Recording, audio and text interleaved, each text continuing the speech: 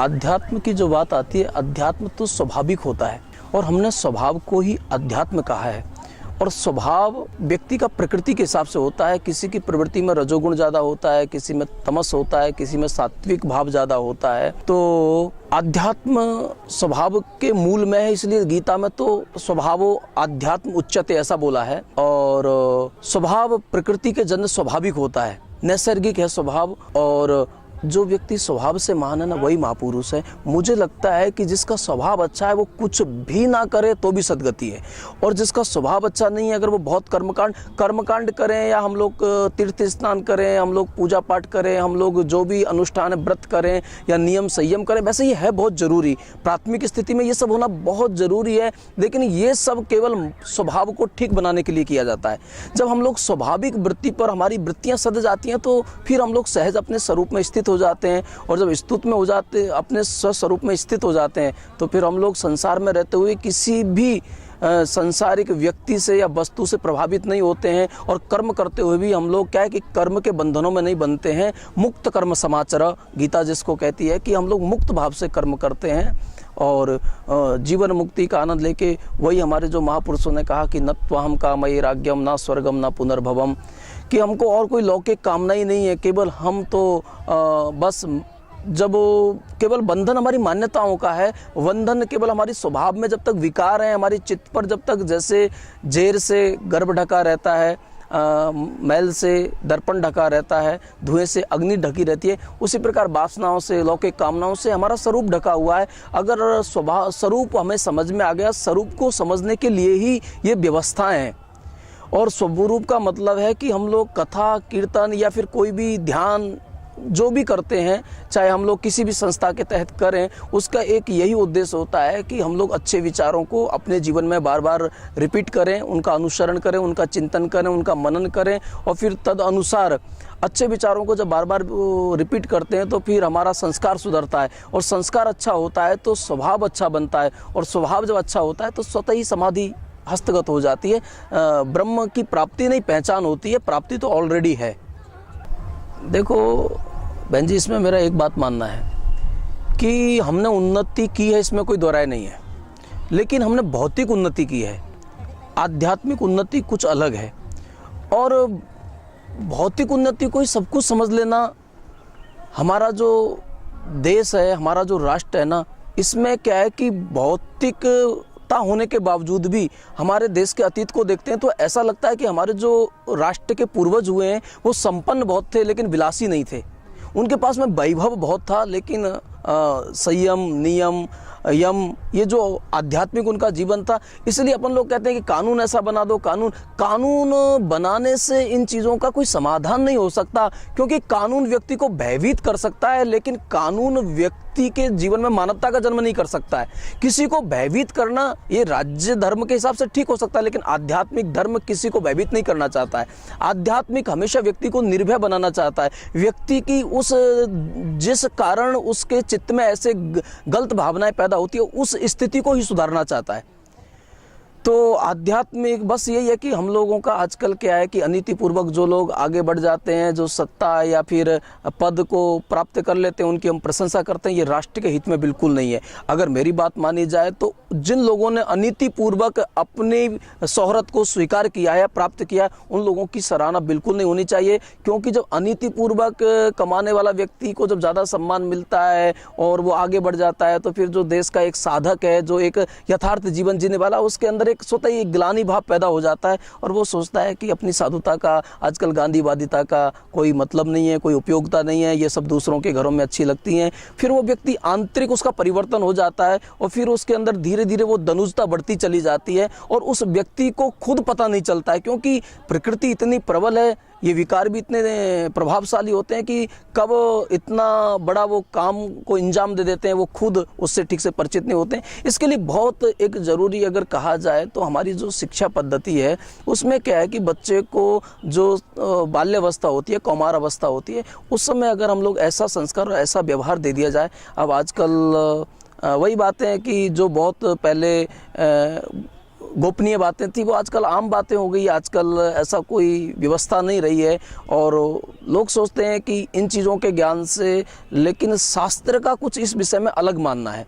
वो कहते हैं कि संसार के विषयों के चिंतन से विषय मिटता नहीं है बल्कि बढ़ता है। इसलिए उस समय में बच्चों को ऐसे संस्कार दिए जाएं और उनको अगर धर्म से, आध्यात्मिक से किन्हीं भी संस्थाओं पर लाया ले जाया जाए, ताकि बच्चों को, एक तो होता है कि माँ बाप उसको डांटें और उसको कहें कि तुम ये बनो, ऐसे बनो, और एक बेटर है कि बच्चा खुद वहाँ जाकर खुद सोचे कि मुझे ऐसा बनना है। वो ज़्यादा हितकर होगा और उससे राष्ट्र में एक अच्छी प्रतिभाएं निकल के आएंगी। ऐसा नहीं है कि प्रतिभाएं कोई गलत हैं। अब यूँ तो सृष्टि का नियम है कि अच्छे और बुरे, बाकी बहुत अच्छे परिवार हैं जिनमें आज भी बहुत अच्छे अच्छे संस्कारी परिवार बच्चे हैं। लेकिन फिर भी भारत को ये ध्यान रखना चाहिए कि अगर हम लोग सर्व हित के लिए अगर कुछ काम करना चाहते हैं तो अपने को बाल संस्कारों के ऊपर, हम अपनी व्यवस्थाओं के ऊपर थोड़ा ध्यान रखना चाहिए, और ताकि भविष्य में ऐसी कोई भी घटना, इच्छा ही नहीं होनी चाहिए। अगर इच्छा का दमन करोगे तो फिर तो वो तो फिर कहीं ना कहीं तो फूटेगी। इसलिए स्वाभाविक जागृति आनी चाहिए और वो विचारवान नहीं कर पाएगा। और विचार धर्मशास्त्रों से लिए जा सकते हैं, किन्हीं मजहबों से, संस्थाओं से। हम लोग इसके कोई दुराग्रह में नहीं पड़ रहे हैं कि केवल ठीक है आपकी आस्था जहाँ भी है, जैसे भी है, आप कहीं से भी सत्य कहीं से भी मिले उसको स्वीकार कर लेना चाहिए। देखो, वहाँ का एक सबसे बड़ा प्लस पॉइंट तो है कि वहाँ सारी माताएं हैं, और ये बहुत भाग्य की बात है, या उसको ईश्वर का संयोग कह लो, कि माताओं के अंदर संवेदना और जो वात्सल होता है, दुलार जो होता है, वो ज़्यादा होता है बजाय पुरुष वर्ग के। इसलिए उनकी जो व्यवस्थाएं, उनकी जो गतिविधियां हैं, उसमें कहीं भी कोई अशास्त्रीय या कोई ऐसा बाह्य दृष्टिगोचर नहीं होता है। हम लोग वहाँ, मैं भी एक बार गया और देखा तो बड़ा व्यवस्थित है, और वहाँ का जो शिष्टाचार है वो वास्तविक एक उदाहरण बनता है। लेकिन फिर भी अगर हम लोग भारत निर्माण की बातें करते हैं, वैसे तो सब कुछ बहुत अच्छा है वहाँ, जैसा मेरे को समझ में वहाँ जो मेरे को देखने को मिला। अगर लेकिन फिर भी हम लोग भारत का निर्माण उस संस्था के तहत करना चाहें तो हमें क्या है कि मूल संस्कृति को एक बार देखना पड़ेगा, क्योंकि मूल जो प्रकृति है ना हमारे भारतवासियों की, अब कोई ज़रूरी नहीं कि हर व्यक्ति ध्यान लगा पाए, हर व्यक्ति उन विचारों को समझ पाए। इसलिए हमको जो हमारे धर्म में जो ये अलग अलग भिन्न अंग बनाए हैं, जैसे कि जप है, या फिर अनुष्ठान है, या तीर्थ यात्राएं हैं, या फिर गंगा स्नान है, ये सब क्या है कि एक धर्म का संविधान है। और किसी भी संस्था को या किसी भी धर्म को बहुत लंबे दिनों तक चलाए रखने के लिए बहुत ज़रूरी है कि उसकी मजबूती बहुत अच्छी होनी चाहिए और वास्तविक वो मानवीय हित में ही होनी चाहिए। जो आम गरीब को, जो पतित को, जो गरीब को, या फिर जिसको हम अस्पृश्य कहते हैं, उसको जो उठा ना सके ना, वो मजहब ज़्यादा दिन तक टिक नहीं सकता है। उसमें एक समानता, बाकी वहाँ तो सब समानता है, लेकिन फिर भी और ऐसी चीज़ें जिसको संस्कृति से समझकर बेटर है कि आने वाले प्रजापति ब्रह्म कुमारी वाले जो भी उसमें अधिकारी हों, उनको थोड़ा चिंतन करना चाहिए कि हमको अगर इसको ये जो धर्म है वो अन्य कंट्रियों के लिए, देशों के लिए बहुत उपयोगी हो सकता है, लेकिन भारत की प्रजा उससे सीख तभी लेगी जब उसको थोड़ा और शास्त्रिक विधि से प्रस्तुत किया जाए। भय मुक्त और शांति होनी चाहिए। इसके लिए तो हमारी जो धर्म की व्यवस्था है ना, अगर इसमें भी ईमानदार व्यक्ति को अधिकार मिल जाए, जो जिस लायक है, वैसे तो राजनीति में भी अच्छे लोग हैं, तो जो अच्छे हैं ना, आजकल एक सिस्टम ऐसा बन गया थोड़ा, कहीं भी जो बहुत स्वभाव जिनका ठीक है या फिर जिनका चिंतन अच्छा है, तो वो लोग कभी कभी उस पद तक नहीं पहुंच पाते हैं, और जो पहुंचे हुए हैं उनके पास में वैचारिक शुद्धि नहीं होती है। वो क्या है, निजी स्वार्थों से ऊपर नहीं उठ पाते हैं। ये बहुत बड़ी कमजोरी है एक। उनको लगता है कि बस हमारी एक दुनिया है। तो अगर जिस धर्म को, जैसे राष्ट्र को अगर महान बनाना है, शांति और भय से मुक्त बनाना, तो इसका एक सीधा सा एक सरल तरीका है कि राम राज्य में एक सबसे बड़ी विशेषता थी कि दैहिक दैविक भौतिक तापा, राम राज्य नहीं काहू व्यापा, क्योंकि सब नर परस्पर प्रीति करते थे, प्रेम से चलते थे और स्वधर्म का पालन करते थे। तो अगर मैं सन्यासी हूँ या पंडित हूँ या कथाकार हूँ, तो मुझे अपने कथाकार का धर्म ईमानदारी से पालन करना चाहिए। कथाकार मेरा धंधा नहीं होना चाहिए, वह मेरा धर्म होना चाहिए। आप अगर उस वेश में है तो आपको अपने, ये नहीं कि हम अपने फायदे के लिए वेश को बनाएं, हम लोग धर्म को यूज ना करें, हम खुद धर्म के काम आए। अगर कोई शिक्षक है तो उसको एक आदर्श शिक्षक बनना चाहिए, अगर कोई नेता है तो उसको राजधर्म का ठीक से पृथु चरित्र को पढ़ना चाहिए, उसको राम के जीवन से प्रेरणाएं लेनी चाहिए। अगर हम बातें राम जी की करें, नारे राम जी के लगाएं और आचरण रावण का जिएं, तो फिर राष्ट्र में ना तो शांति होगी, ना भय मुक्त होगा, बल्कि और भ्रष्टाचार बढ़ेगा। आज कथा में अभी यही बोल रहा था कि जहाँ अनाचार होता है, इंद्रियों का संयम नहीं होता, अत्याचार बढ़ता है, अत्याचार से भ्रष्टाचार का जन्म होता है, और फिर भ्रष्टाचार जहाँ बढ़ जाएगा वहाँ की प्रजा तो त्रसित हो जाएगी। इसलिए संपन्न सब हैं, लेकिन जो लोग बहुत अति संपन्न है वो भी सुखी नहीं है, शांति उनको भी नहीं है, क्योंकि उनकी अंतःकरण खुद इस बात को स्वीकार करने को तैयार नहीं है कि हम ठीक हैं।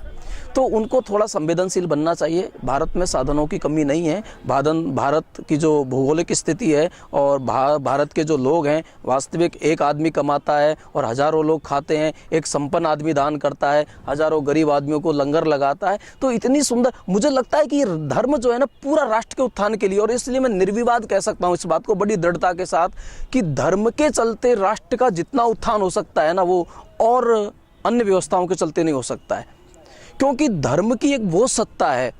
इसलिए राजा को चाहिए कि वो कितना भी संपन्न हो, कैसा भी हो, लेकिन उसके धर्म के जगत को समझना चाहिए।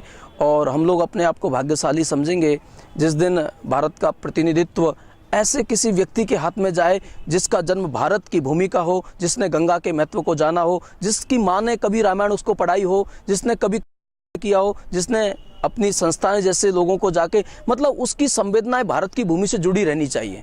ऐसा व्यक्ति अगर वहां जाके बैठेगा तो वो समझ पाएगा कि कुंभ क्या होता है, कि प्रयाग का मेला क्या होता है, कि प्रजापति क्या होते हैं, कि फिर अपने ब्रह्म कुमारी वाली बहनें क्या प्रयास कर रही हैं। आप अपना पूरा जीवन, हम अपनी शक्ति, हम लोग केवल संस्कृति का संदेह भाग बन के देशाटन करते रहते हैं, कोई फैमिली के लिए नहीं जीते। तो उन लोगों को हमारे बलिदान को समझना चाहिए। हम लोग राष्ट्र के लिए बहुत कुछ कर रहे हैं, वो खाली अगर हम लोग बस भौतिक उन्नति को ही पतन को प्रगति कहना, ये पहले दर्जे की भूल है। इसलिए उन लोगों को समझना चाहिए कि चारित्रिक पतन हो रहा है, नैतिक पतन हो रहा है, और हम लोग खाली प्रगति के नारे लगाए जा रहे हैं। एक बचपन में एक दृष्टांत कहीं सुना था मैंने, कि एक बार कोई प्लेन उड़ रहा था और उसमें क्या है कि उसका दिशा सूचक यंत्र ही बिगड़ गया था।